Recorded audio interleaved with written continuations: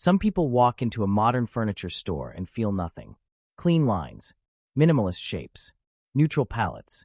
It's functional, but emotionally flat. Then they step into an antique shop, and something shifts. The air feels heavier with story. Every object seems to carry a past.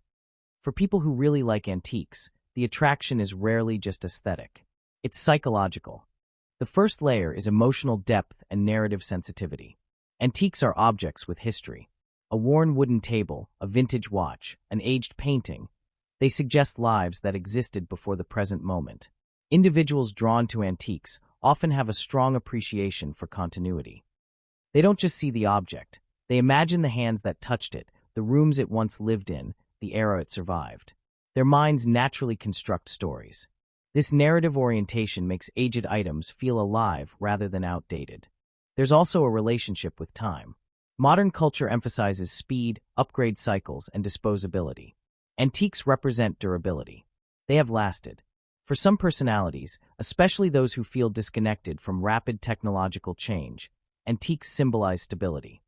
Owning something that has already endured decades can create a subtle sense of grounding. It reminds the brain that not everything is temporary. Nostalgia plays a role, but not always personal nostalgia. Many antique lovers feel nostalgia for eras they never lived through. Psychologists sometimes call this historical nostalgia, a longing for perceived simplicity, craftsmanship, or slower living. This doesn't necessarily mean they reject the present. It often reflects dissatisfaction with hypermodern minimalism and mass production. Antiques feel unique in a world of replicas. Another psychological trait common among antique enthusiasts is appreciation for imperfection. Modern items aim for flawlessness. Antiques carry scratches, faded edges, subtle asymmetry. People who value them often see beauty in wear. This can mirror a broader worldview. Aging and imperfection are not defects but evidence of experience. There's comfort in objects that don't pretend to be untouched. Identity expression is central as well. Choosing antiques is rarely accidental. It signals individuality.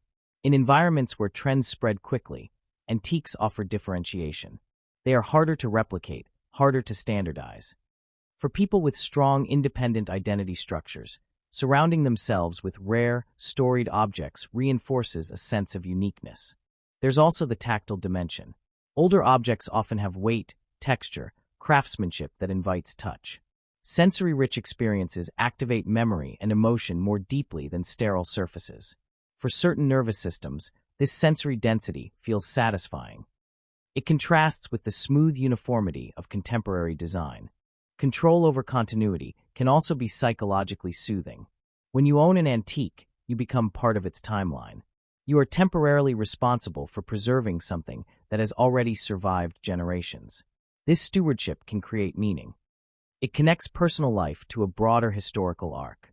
Interestingly, people drawn to antiques often score higher in openness to experience.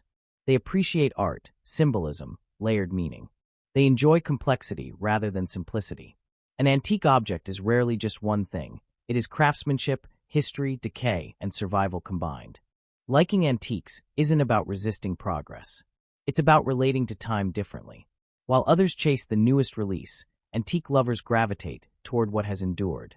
They are not only buying objects. They are buying continuity, texture, and story. In a fast-moving world, antiques slow perception. They remind the mind that value can deepen with age rather than diminish. And for some personalities, that message feels deeply personal.